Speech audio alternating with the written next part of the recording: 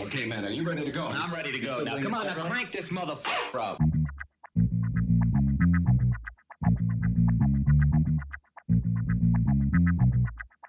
Break it down like this.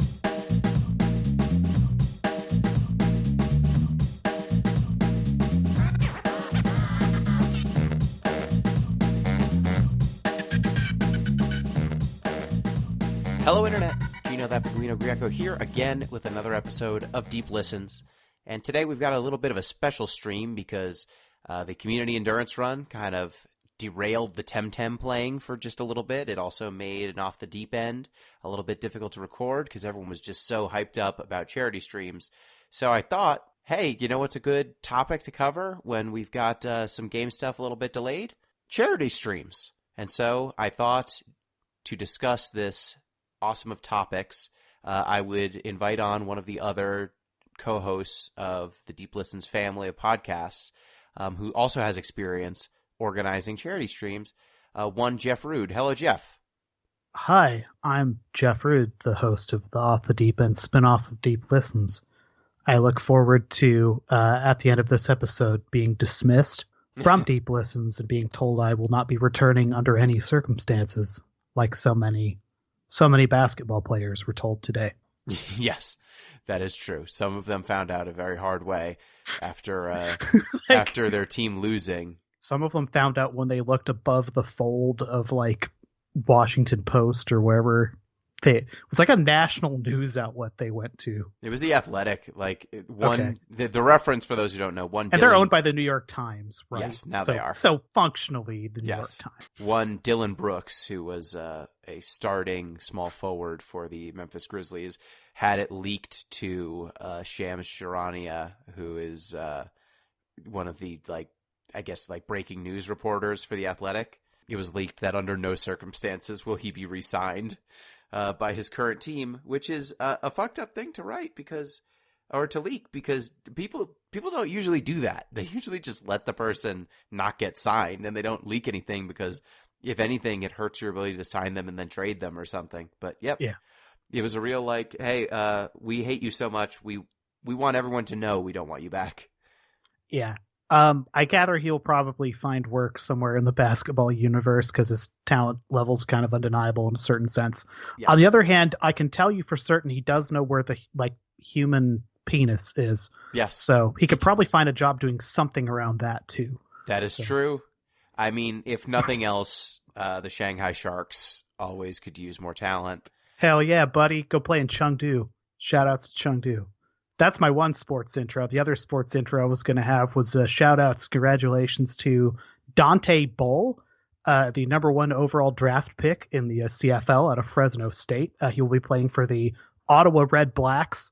Also, I guess a smaller but nonetheless wider, happier congratulations to Hawaii's own, by way of American Samoa, Blessman Ta'ala, who's also going to be suiting up for the Red Blacks as part of the CFL Global Draft Initiative. So congratulations to the Red Blacks. Bad year last year. Let's hope they can pull it back. They had 4 picks in the first 2 rounds. Can you believe that? How many rounds are there in the CFL draft? 8. That's a lot for a league that I didn't know was solvent. It helps that you have 12 guys on a field at any given time. I think they suit up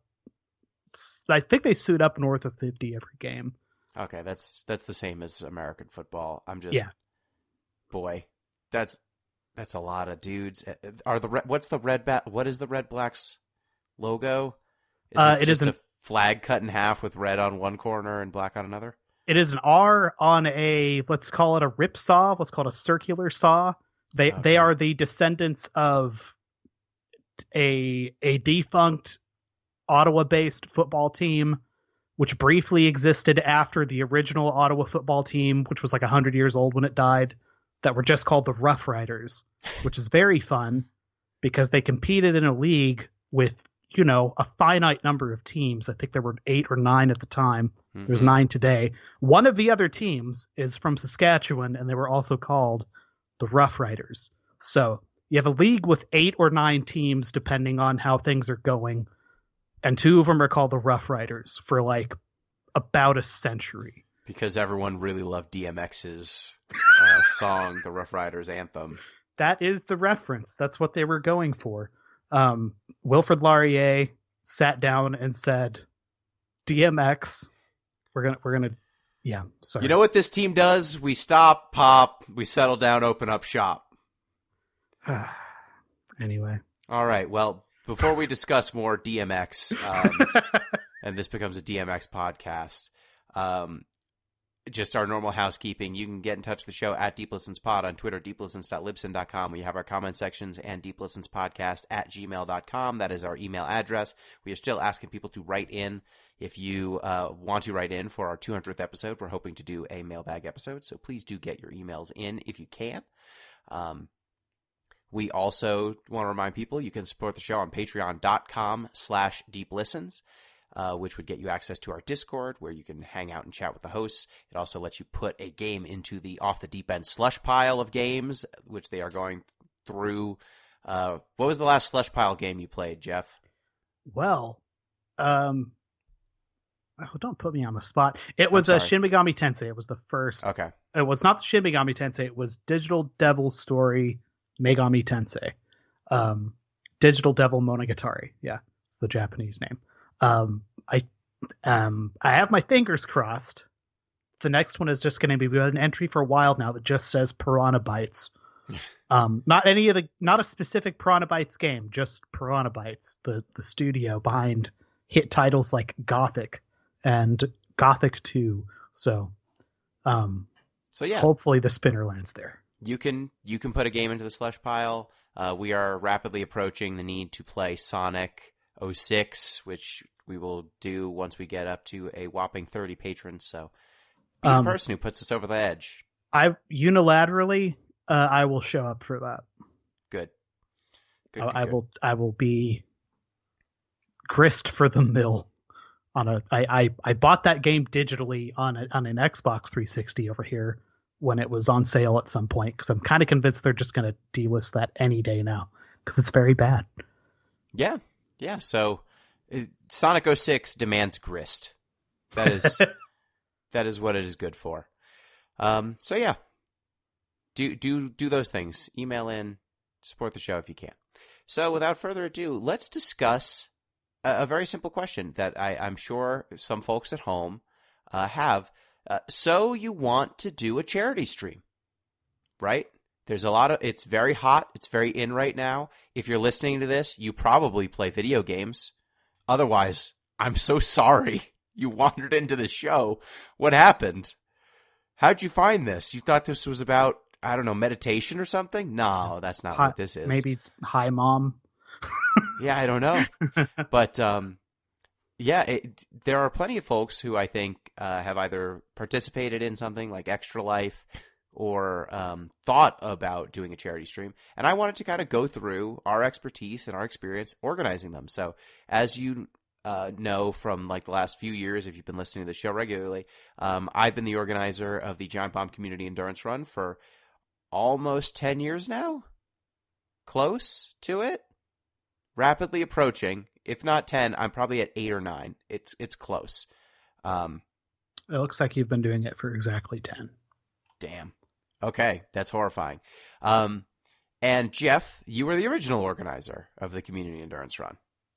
That's correct. I did the first 3 were all on me, and then you showed up and said, hey, I have some ideas, and I said, that's great, because clearly I don't. Yeah, so I showed up. I participated, I believe, in the 3rd one, or I wanted to volunteer for the 4th one. And at some point, I believe you were like, I can't put in the energy anymore. And so you handed off the baton, and we've kept it going ever since. So the first thing I would say, if you want to do a charity stream, it is much easier to start as a participant in an existing event than to start from scratch with your own thing. And I should also say, like, this advice is for someone who is not already internet famous. If you're listening to this and you're internet famous and you already have a following, like, you could probably drum up some support just by rolling out, just rolling out one day and saying I'm doing a thing. But if you are someone who is not, maybe you're not a partner on Twitch or you don't have monetization enabled on Twitch, or you don't have a huge community that you're supporting. I would say first things first, try to join someone else's. Like I joined yours, Jeff, and that was my introduction. Like getting into a community endurance run or Extra Life. Extra Life is very well organized. They have great tools. You won't have to figure out too much on your own to participate and be successful in that. And get the rhythm for how to do this sort of thing, right? Yes. Yeah, the easiest thing you can do, definitely jump onto a thing. Building things, not particularly fun. This was a rubber meet the road moment for early community endurance run history. So my original idea was to go all the way back. This was, it was like 2012. So Giant Bomb was in the midst of or had just finished their Chrono Trigger endurance run. And I was maybe like a year long into the site at that point. And even after that year-long sample, a thing that was pretty consistent in the forums was like, guys could do another endurance run. Why aren't you doing another endurance run? And it was kind of clear. I think it was insinuated pretty directly, if not just stated outright, that like, hey, these are a real pain in the ass to do on a regular basis. So the grand idea was, and at this time I was also a little more interested in trying the Twitch thing that people continue to like 10 years later plus. So I was like trying that, and it just felt kind of fallow to me. I don't really do much streaming. My involvement in the entire project has kind of dwindled over the last couple of years specifically. But I don't really enjoy streaming. That's kind of the bottom line. But at the time I was giving it a go and I didn't really feel great. So I was like, what would be a way that I could do this that was like productive at all? Like, cause this is clearly not a money making venture for me. I'm not going to be one of these people. What can I do with this though? Simultaneously, there's this like interest in endurance runs. It's like, okay, what if we had a dumb, hokey themed thing that also maybe accidentally took some of the pressure off of the staff of the site by doing an endurance run style event, and it also generated some money for some good things. So the pitch is easy. It's the money part that gets fun, right? Yeah. So the first two that we did, I think we were reasonably smart, and by we, I'm gonna say me. It was pretty much me running this. Let's see, there were a couple other. Height of the Game was a person who was involved. Amabella was someone who was there at the beginning, and I don't know how involved they are on the site anymore. Just again to show how involved I am with the site, I suppose. But they were around and they communicated. The mode we did this was we passed off a Twitch stream key. So we had one channel that was, I think, just called Giant Bomb Community Endurance Run or something like that on Twitch. One of us would go for N hours, and then we would literally pass that credential set off to the next person. They would sign in and then keep that stream alive playing something else. This is not a great way to do things, but at the time it seemed like a good idea. As for the money part, we worked with Child's Play for those first two, which was nice because all their stuff was set up in-house, right? So exactly. it was off-the-shelf parts. They let you set up something like a team page. This is like several years ago now, so it's kind of fuzzy. And all the money went there. They handled the money game basically, and they had the line that got big. So that's how that went. I've looked back and tried to forensically reconstruct exactly how these went financially. And I don't have receipts that I've looked at. I think it's because I never handled the money for those specifically. But based on stuff I was posting on Giant Bomb at the time, it looks like that first event raised somewhere in the $1,200 range. That second event I didn't post anywhere, but off the dome it was closer to $1,000. I think it was a little less than that. So I'm going to say between eight. I probably topped it off out of my own pocket to make it $1,000 because it felt kind of bad to not meet a fairly low number from the last year. The third one was when Ryan Davis died. So that was the year, I guess it was 2013 when he Yes. kind of suddenly died. And it was very sad circumstances. So, there was a lot of grief among the Giant Bomb community because he was a pretty nice guy based on everything. So, I think you were involved in this chat a little bit. But what we landed on was to fundraise on behalf of the American Sleep Apnea Association that year. And they were very happy to communicate. I think they were a little surprised. And they didn't really, what do you think about the environment for this kind of stuff 10 years ago? It was basically a bunch of 20-somethings from a video game website saying they want to kind of put their advertising and their logo on a video game thing for a weekend, but they're going to get a check out of it. So I think getting the check out of it was they were open. They were cool with that. They were cool with that.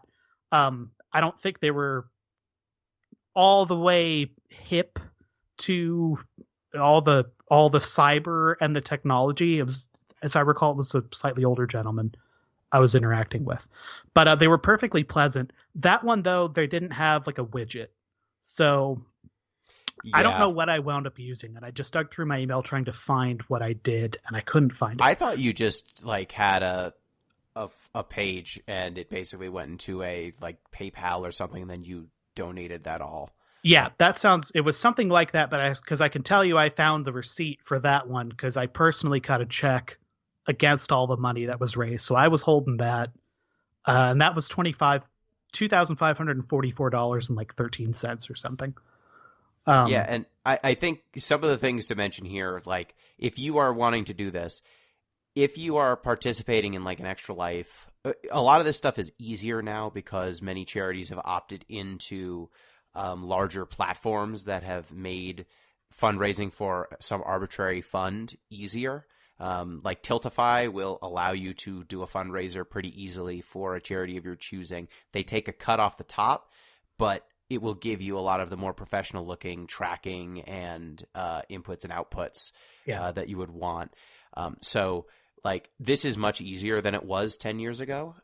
But one of the nice things about participating in an existing charity or an existing platform is that you get the experience of having to set up your OBS and set up your streaming setup for whatever the thing is, right? Like all those fun layouts you see, all of the gimmicky stuff that people do, like that takes work to do, right? It doesn't just set up on your machine quickly sometimes. Sometimes you need to actually put in a little bit of effort to make your stream behave the way you want it to. And so the more out of the box the fundraiser, the better the support will be for those widgets. Like Extra Life, you barely have to do anything at this point to get your stream looking the way it's supposed to. For something like Tiltify, they really want you, they know that people use OBS. There's a bunch of plugins. So like just from a purely technical perspective of knowing how to do this, I recommend, going one of those routes before if you have a personal charity that you want to help, one that's smaller or something like that, it's better to have your sea legs knowing how to set up your personal stream, on something that's also like getting active advertising by a larger group. Right. Yeah. So you're not responsible for driving viewership. Like Jeff, you in like the early days of the community endurance run, you had the Giant Bomb forums. You had some degree of, and it was at a time when the forums were very active. So they were very active. Yes. Yes. So like you had a built-in audience to some degree of people who were engaged. If you are someone who is not, trying to start something with an active community that is already aware of you, or, that you can advertise directly to in some way, your only chance of getting discovered kind of in some cases is by latching on to something larger. So I would recommend looking at that first. And don't be put off by that Tiltify cut necessarily. Yes. Like that's the thing, like all of these mechanisms that they build, like they're fun and look cool and they have OBS tie-ins and etc. But in like a finance world, view, they're basically just confidence mechanisms. Yes. Functionally, they're just escrow companies. So it's nice if they're willing, on behalf of doing this for charity, if they're willing to not take a cut of that. But on the other hand, like, man hours went into doing the work to make that nice and easy. Mm-hmm. So in some sense, like, I think Tiltify's is like in the 2% rate. Like it's a pretty insignificant cut. When you consider what you're getting for that 2%, especially if you're small and independent, especially if you're small. Like if you were raising $100,000, that 2% becomes big. If you're raising $2,000, like $20 is, or $40, that's not bad. Yeah. And the other alternative is you wind up in a position where you're me putting a PayPal link on the internet and people basically taking it on faith that you're not going to take that money and, buy Pokemon cards, which I did not. And I'd like to think I was pretty upfront and like screenshotted the process to an extent to people on Giant Bomb. Like, hey, yes. I'm not some fly-by. Like, I've been doing this for 3 years, so I have a reputation that I don't want to destroy. But yeah, it didn't feel great at the time. So if you can avoid being in that situation, you should absolutely do that. And it's never been easier, as Gino keeps saying. Yeah. So I would definitely recommend that trust mechanism. Like, it is easier to sell that you are not the person who is holding the money. It is always an easier process. Also, it helps when you do it that way, because then the person who is making the donation gets a receipt that's tax deductible. Yes. So they have proof that you're not some fly-by-night weirdo, because they actually have a donation receipt.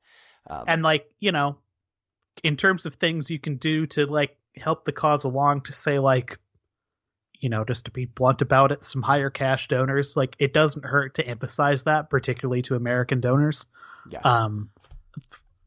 Look, man, itemizing your taxes in the United States was not a particularly fun process, but I've been doing it for a couple years, and it makes a difference. So like that money just comes back to you in the U.S. for our international listeners. It's not 1-to-1 off the. I mean, it's 1-to-1 in terms of what it takes out of your income, but in terms of like I don't know. The math is very fun. Someone in Washington D.C. figured it out. The bottom line is it, like at a certain point, it only helps you. Over a certain threshold point. Yeah. You'll know basically if you should be doing this or not.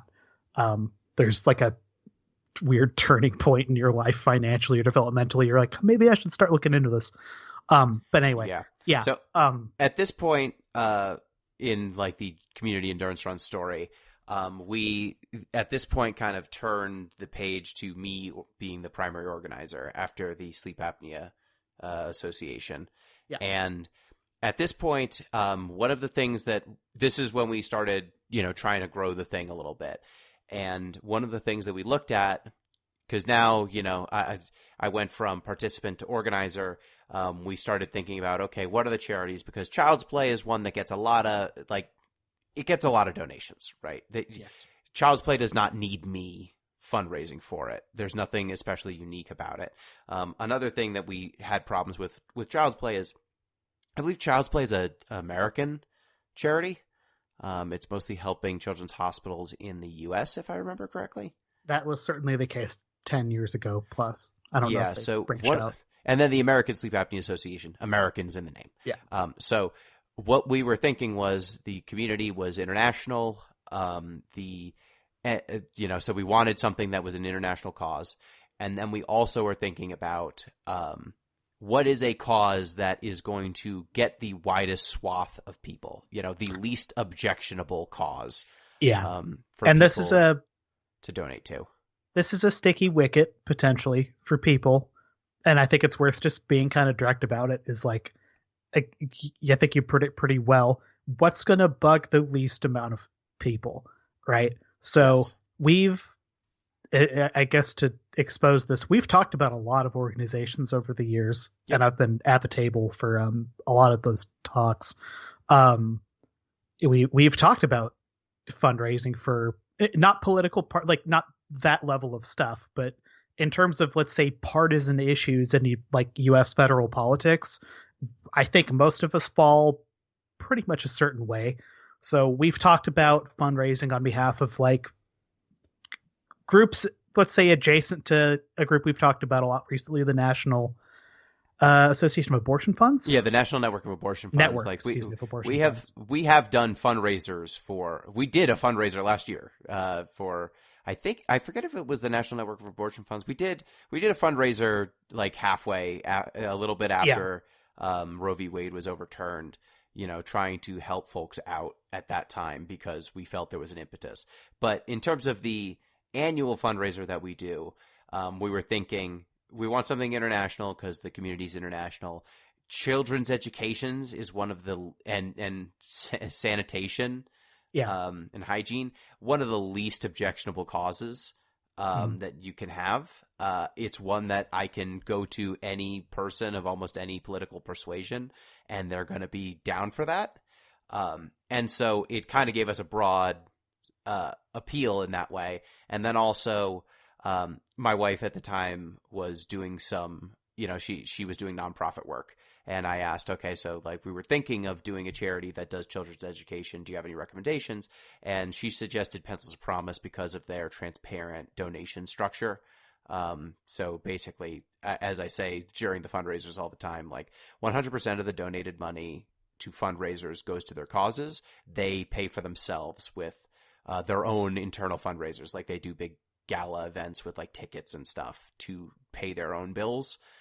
So you feel good that, there's not someone skimming 30% off the top to, pay their accountants, which was, a nice thing to have. And they also had a little bit like their site now has been lapped by Tiltify.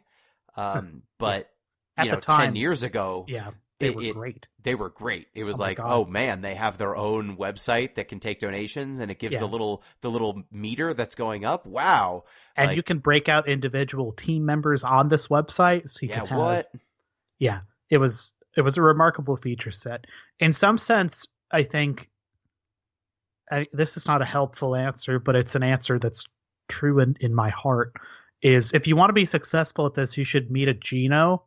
And then that Gino should have a partner named Jen, because both of these two people who I've met in Meat Space, and they're actually really nice. But even if I hadn't, I could tell you they're really nice. You both have got remarkable skill sets that are like laser focused to do this very well. You are a very motivated, organized person. Jen had, just based on like the work she'd been doing, was able to winnow down to like a set of, I think, very good options for us to consider. And I think we landed on one that at least at the time was like outstanding. And I certainly don't have like any issue with Pencils of Promise, even if their platform is, I would say, hasn't dated. really changed in 10 years. Yeah, but I mean, they've hooked, you can run a Tiltify campaign or something like that. It's just like, since they have a decent platform, I don't feel like we need to give Tiltify the 2% cut. If they had a worse platform, I would give Tiltify the 2% cut. And we've done, like, we did a COVID fundraiser when everyone was quarantined. And that was a time when we used Tiltify because that was the best way to do it. That was for direct relief. Yes, direct relief. Yeah. Yep. Yeah, so I would say, like, definitely get the reps, setting stuff up. Then when you want to organize, like, be picky about what you're organizing around. And the reason I say that is you need to know who your fundraising base is. Because as we learned from, like, the first few community endurance runs, no matter how charismatic and cool you think you are on a stream, no one, unless you're already internet famous to some degree or have a large group of friends who you can count. Well, no, I shouldn't even say have a large group of friends. Unless you're already internet famous, just throwing up a stream and saying it's a fundraiser, you will get no viewership and you will get almost no donations. You're like, you would have to already have a built-in audience who is ride or die for you to feel good about just throwing up a fundraiser out of nowhere and thinking you're going to actually get any numbers. So, like, be picky and think about what charity you can raise money for or what cause you're really passionate about that you can convince the people in real life to donate to you, because that is going to be your primary source of fundraising for at least a while. And I will say, like, community endurance run, like the turning point from us going from like raising $1,000 to raising, I mean, this year we raised over 8,000. We've in the past raised over 20. It depends on the year. But like we grew 20 times in some cases, depending on the year. And it was that on for the fourth community endurance run, we were just basically, I think I told my parents, and then I was just like, come on, internet. And I think we barely cleared $1,000 or so for the fourth community endurance run. And then when we did the fifth one, we changed our approach and went, okay, folks who are participating, and I believe I did like calls with people, like trying to explain how to do this thing. And at that point, my wife like sprung into action and said, okay, let's get a Twitter. Let's like try to do a hype cycle, not just like post something on the forums a week before and then hope it works out. Like, let's have an announcement thread and we'll slowly announce the events week by week so that it's constantly getting bumped on the forums. And we're building a schedule that people can see what's happening when. And then at this point, I think we also reached out to Giant Bomb themselves. Like at that point, I think I was a moderator. So I reached out to Rory and was like, hey, is it possible we could use chat? Which is, the built-in site chat, as a way to, have a centralized location. So instead of having to pass a stream key around, we're just redirecting chat to each of these individual streams. So everyone's just hanging out there. And also at this point, I think Chaser on the site, one of the moderators, had explosiveruns.com, which is a site that also aggregates Twitch streams. So we had a couple of platforms where we could direct people, to watch the streams. And at the time, that thing was awesome.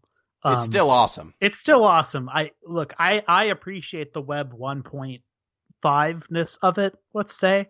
And I say that with look, I've built 2 sites for a large American university for a small department. And one of them was with WordPress, so it looks like a WordPress site.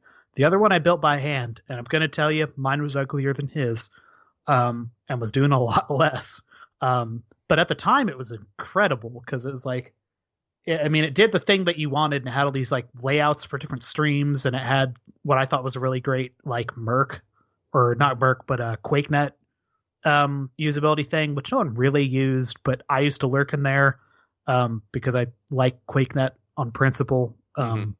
As everyone should. Yeah, QuakeNet's a beautiful like we should just, when they finish blowing up Twitter, we should all just start a QuakeNet instance and then just never close it. Like, just someone should stay in there forever, and we'll just be a permanent new Twitter. Yes. We'll call it Twitter 2, the sequel to Twitter. But yeah, Explosive Runs and then getting the Giant Bomb chat, I think, was a real coup. And it's worth saying the staff of the website from day one were supportive of this. Like, yes. Matt Rory showed up on the first one of these, and Matt Rory was too good for what I put together that first year. And yet he still showed up. And I think he showed up in some capacity to pretty much every one of them while he was still part of the site. I mean, he would have showed up to this one. He was sick, unfortunately. But like he's been, cannot be emphasized enough that having someone on Giant Bomb staff helping out and, being open to our shenanigans, we would not have been successful without that. Like the staff would mention, like, I feel like every year, the week before on the like main pod, it might have been mentioned. Yeah. And if it did, it was either because it was like maybe the last minute or so, they'd be like, oh yeah, by the way. But if Rory was on that episode, he would actually give it socks a little bit and then he'd show up even if he hadn't. So yeah, I don't know. Not that I like had any reason to think he wasn't like a really, really great person to begin with, but wasting fucking time on my little shit show those first couple of years is a baller move. So yeah, and having that additional infrastructure allowed us to grow it. So yes. Like if you but having those extra eyes, right? Like at its peak, we could get a lead in of like 60 viewers to 100 viewers to like, if we were the stream directly after Unprofessional Fridays, which is the Giant Bomb Friday show. Yeah. So like, even when we had peak viewership, we usually did not get most of our money from viewership. We got most of our money by hustling, and actually telling our friends and family and coworkers and whatever, donate to this thing. Mm-hmm. So, like, if you're a person who is thinking of doing this, just remember, like, this fundraiser is mostly going to be a normal, think bake sale, think, low-level fundraising sort of thing.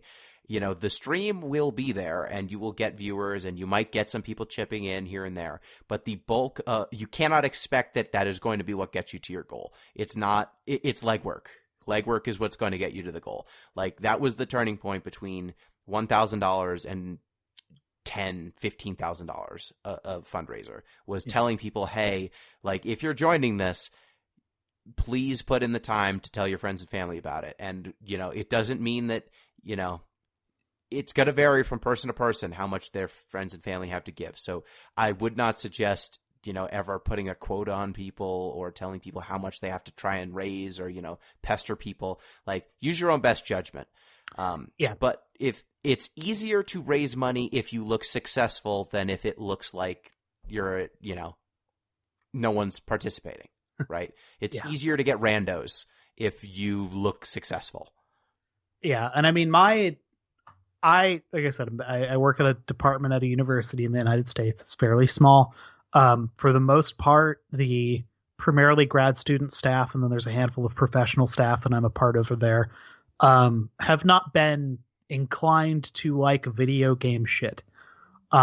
Which you would be like, God, I can't tell my friends or my coworkers I'm doing this video game stream. They don't care about that. It's like, you're right. They probably don't, but they might care about children.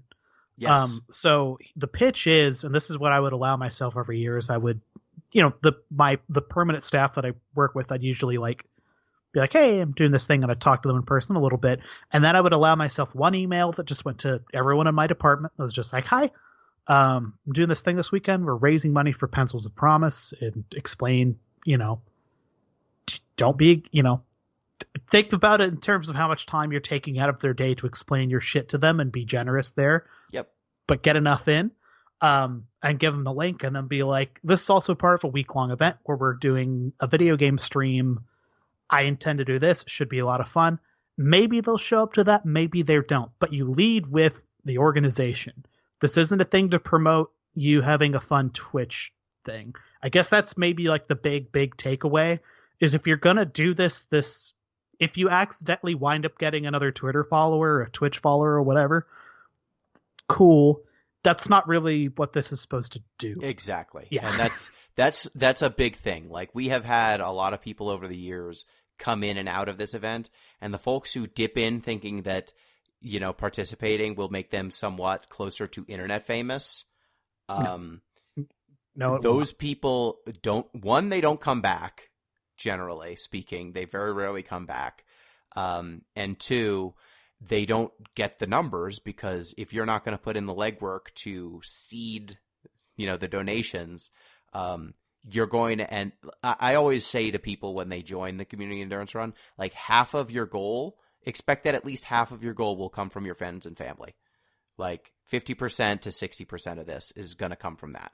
You are hoping that the community takes you over the top and puts you to the finish line. And the lower your goal is, the less of that percentage needs to come from your friends and family. If you're aiming at $100 and your friends and family give you 20 or 30, you could still probably hit 100 just from community. If you're going to set higher goals, like $1,000 or $2,000, that is too much to ask random people to donate to you. It won't happen unless you are especially good at this.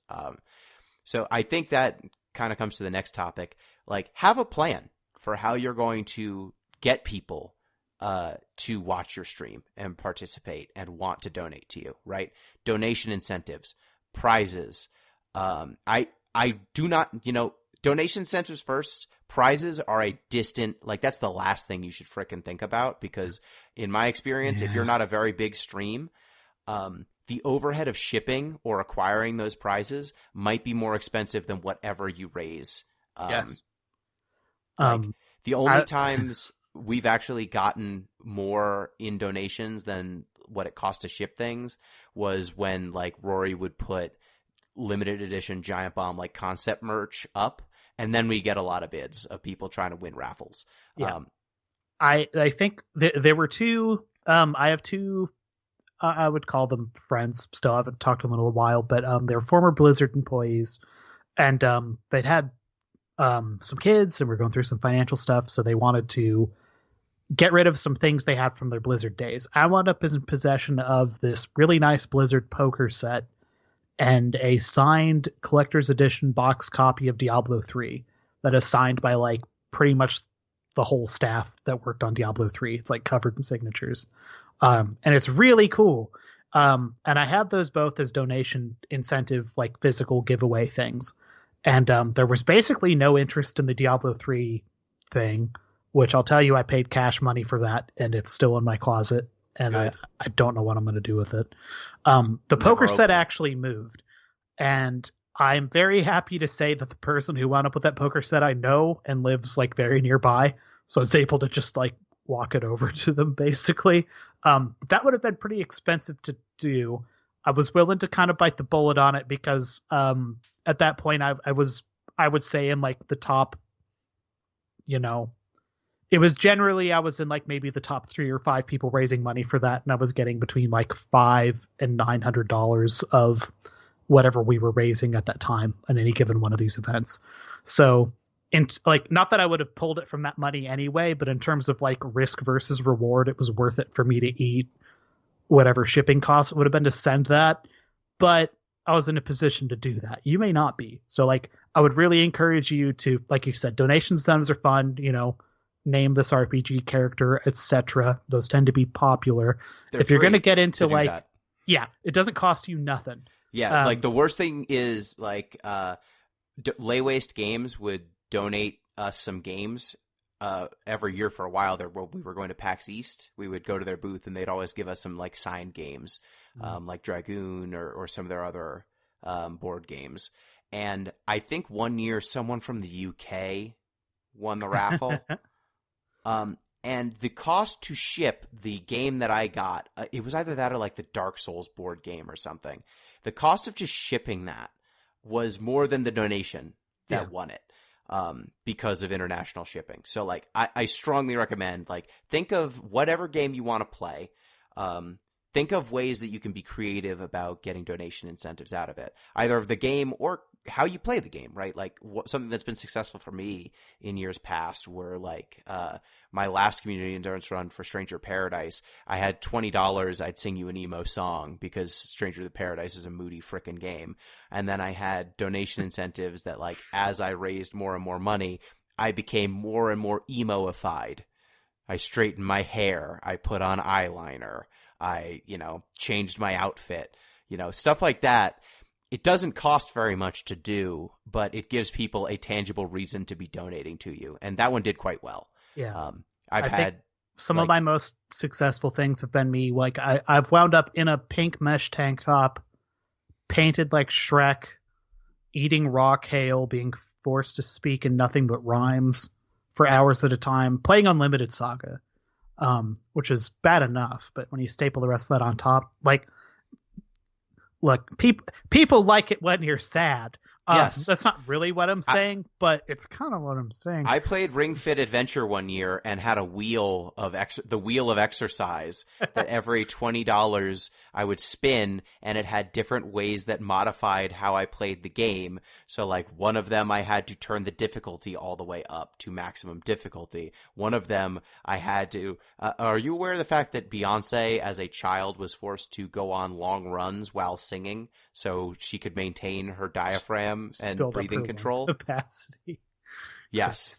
So there was Beyonce mode where I had to sing a song as I was exercising for an entire level, or like one where I had to go penguin mode and put on a penguin onesie and then exercise while in this giant fucking godforsaken onesie that was very warm. So like things like that people really enjoy. We've had a lot of people who've done donation incentives like Push-Up Club. People love that. You know, if every dollar I raise, I'll do a push-up, you know, those sorts of things. Or every $10, you know, adjust it, dial it in. But those are cheap. And also be selective about what game you're playing and what your like friends and family or target audience, if you've got a Twitch following, like know your audience and know how likely it is whatever you're playing might be a spectacle that will get a larger audience. Like one of the biggest things we've done year after year is Nikki Rooney, one of the people who's been a participant almost every year for the community endurance run. His foot runs where he beats a impossibly difficult game with his feet. It pulls in viewers outside of the Giant Bomb community. Like Jeff Grubb last year tweeted about it, and then it got picked up by IGN. And he ended up like with a stream with 100+ people, I think, viewing it, like more. Of people who are just like, how the hell is this even happening? Yeah. You might not have a sideshow talent. That sounds very mean, but I mean, my God, it's a gate busting thing. Yes. To have that. So like this just gets back to I think point one, which was you may not have something remarkable. If you get on board with someone who does, that can give you the shine too. Again, is this supporting you or are you supporting a goal? Like this is like a team thing, right? Exactly. So, like don't feel bad about drafting off other people if everyone's on board working towards the same goal. And right? also like, don't think that, you know, Nikki brought in some people, but like most of his donations come from, I think he does a bake sale, like an actual bake sale. Yes. And that's where most of his donations come from every year. So like, you know, even the person who has brought in the most people from outside, and I think my like Ring Fit stream did quite well on the COVID year, because at one point I think my wife was covering me in peanut butter and then making me exercise as my dog was trying to lick peanut butter off of me as I was trying to do exercise stuff. Yeah. So like people I don't even know if enjoyed. that's PG. I know. My legs. It was on my legs. But yeah. Yes, sucked. What else was on your legs? Stop. Hair. So that was like those spectacles. Those spectacles will get people in, but it's not a substitute for the legwork part. No, not a substitute at all. So yeah, I would say like be judicious about what you're going to play. I will say like if your plan is I'm just going to play this game I like, and you don't have a lot of practice streaming or like talking and you know trying to get people involved, like that's a tough sell sometimes, you know. Like I would recommend having some sort of gimmick if you're not confident in your ability to carry a stream by yourself, right? Not everyone has done this a bunch and been on camera or been on microphone a lot. So I think the gimmick can sometimes carry you if you're not there. I mean, you know, watch Games Done Quick. Some folks who are on Games Done Quick are charismatic. They stream all the time. Some folks are just like, watch me beat. I want to be the guy. And that's it by itself, right? The person doesn't need to be some super telegenic person for folks to be donating like crazy because what they're doing is just so absurd. So think outside the box. You know, we've had a bunch of gimmicks over the years. I remember I played Gears of War with a Guitar Hero controller one year. We had the 4x4 job fiesta this year where we did four job fiestas at the same time. I did a 4-job fiesta one year where I like actually had piñatas full of candy marked with the jobs and then broke them open to pick what job. Like think outside the box, you know? There's plenty of cool things, I'm sure, in whatever game you really enjoy that will bring people in beyond the audience of that game, you know? And in terms of like scaling up, I think you do want to kind of talk to people, right? Like build groups, build friendships and relationships with people so that you can grow your base of folks who are participating in the fundraiser beyond just yourself. You know, doing quote unquote networking, I think helps a lot. Like if you and I did not talk, this would not have gotten so big, right? If we didn't have Nikki and ZP and, you know, the folks who have gotten roped into this nonsense year after year after year, and if we didn't stay in touch with them, this would not have grown the way it did. Oh, I will also say, like Google, like some sort of calendar or schedule, I think is helpful. Yes.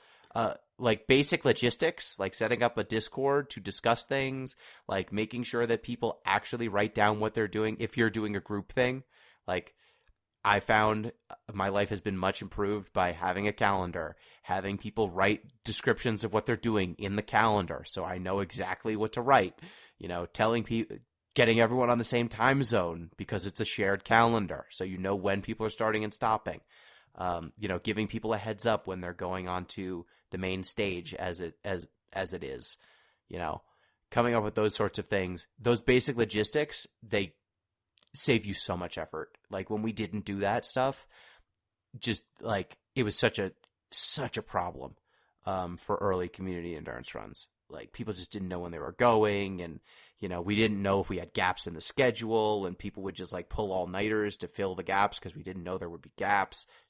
Don't do that. Be organized. Yes. I guess the other fun one, this is going to sound like tooting my own horn. That's not really what I want to do here. But like once you get into the collab, once you hey, you could do this on your own.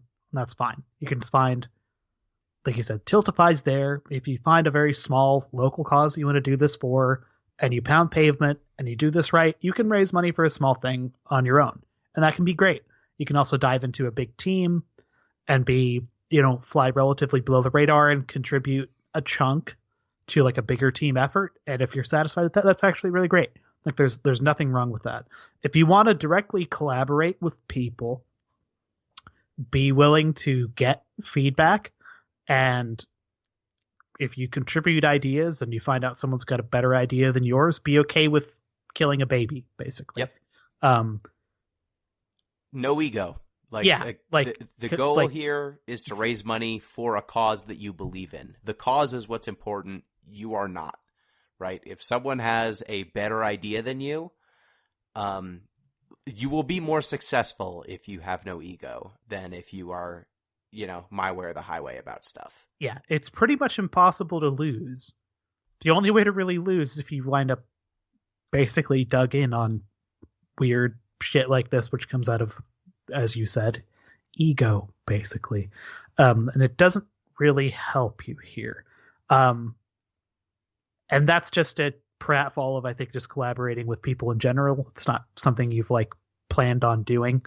Because it's not fun when you table an idea and someone's like, we should actually go this way. And 9 people agree with plan B instead of your plan A.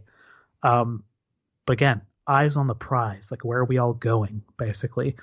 The organization, lack of ego, knowing someone named Gino who's partnered with someone named Jen, getting rid of this Jeff guy as quickly as possible. I'm trying to think if there's anything else urgent that I would encourage people to do. You're being too humble. You did a great job.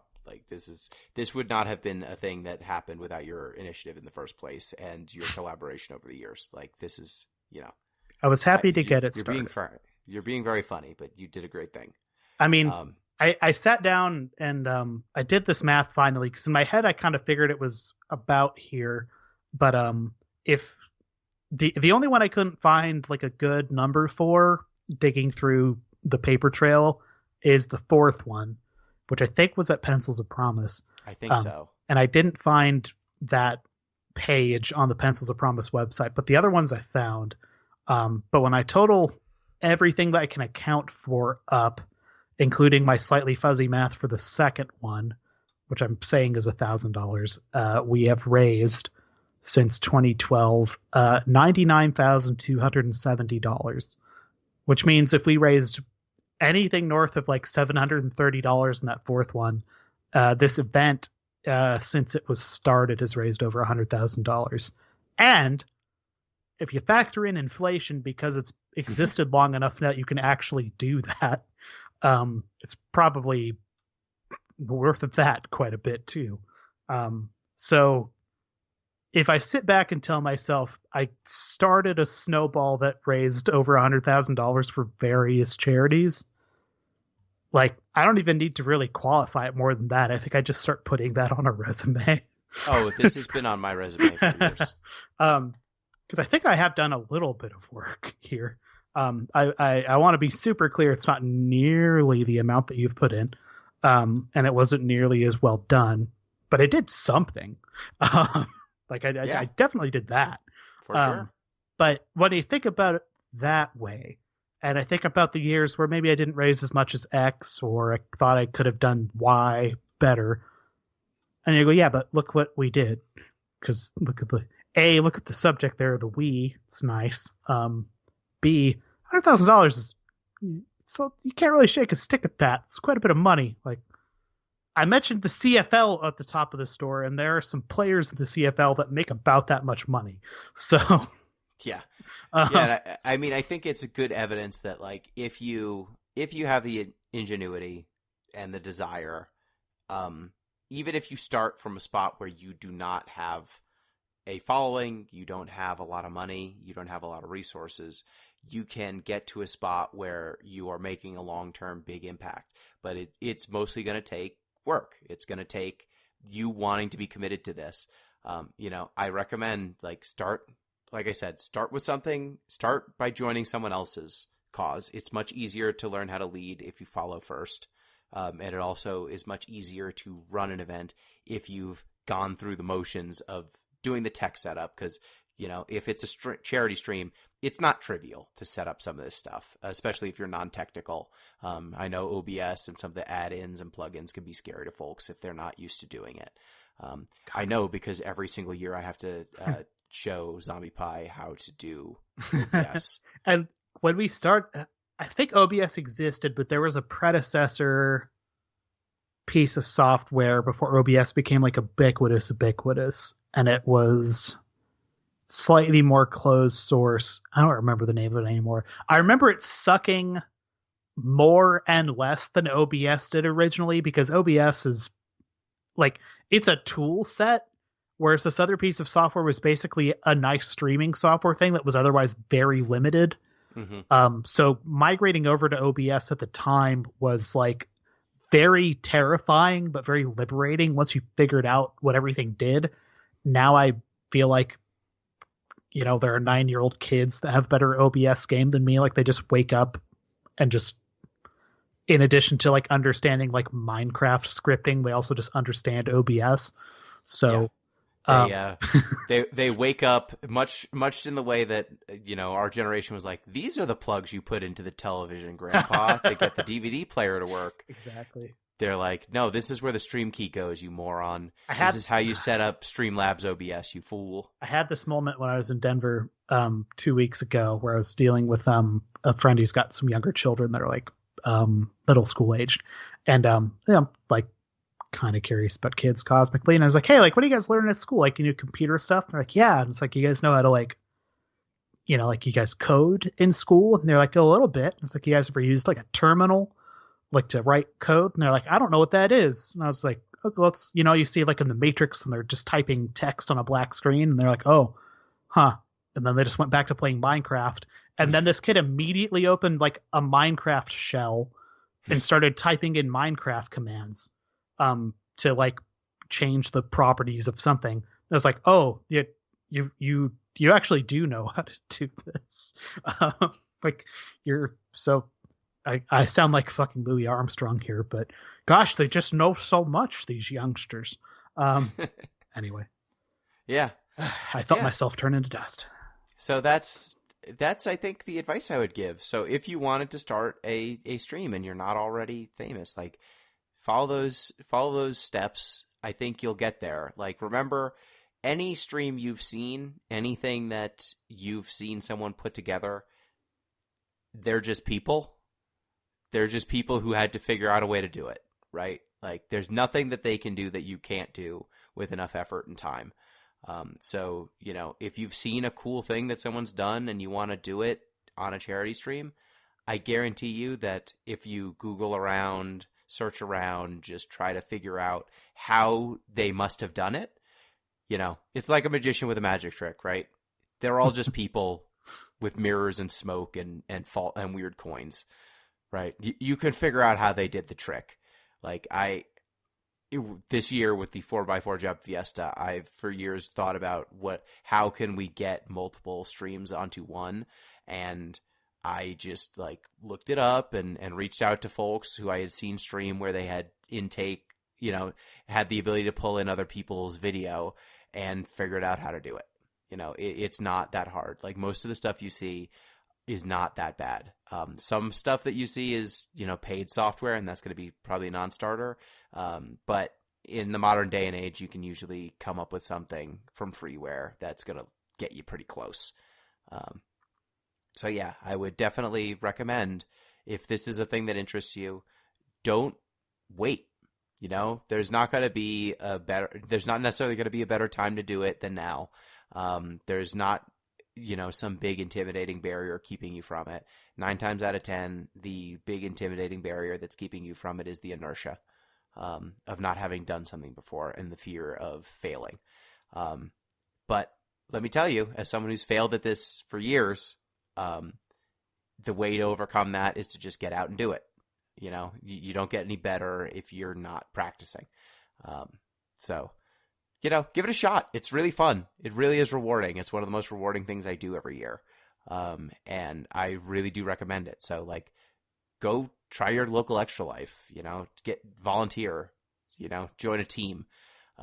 Think of something that really inspires you. Think of a cause that really inspires you. Go out there and try to raise some funds for it. Try to make something happen. And, best case scenario is you are where I am now, with a very cool community of people who you've spent years, one weekend at a time getting to know. And it's a really rewarding experience. Any closing thoughts, Jeff? I mean, you wrapped it up so well. I feel like I would be really spitting in your face to add much more to that than what you just did. Yeah, this thing's just been in really good hands. Like, even at the time, like when you first came, walk up to me. Let's say you walked up to me on a website, and we're like, "Hey, I have some ideas." Even in that instant, it was just like, "This is gonna be fine." Like, I got this rolling. This is pretty much the extent of the ideas and initiative I have for this thing. This guy seems like he's got so much energy to bring to this that there's no way it's going to be worse. Like, the worst thing that's going to happen is it just stays exactly where it is, which is a thing that raises money for good causes. Best case scenario is it grows, like really any amount. And I would say it's demonstrably done more than that. So good job. You get a gold star. Yeah, thank you. That's what I have to say.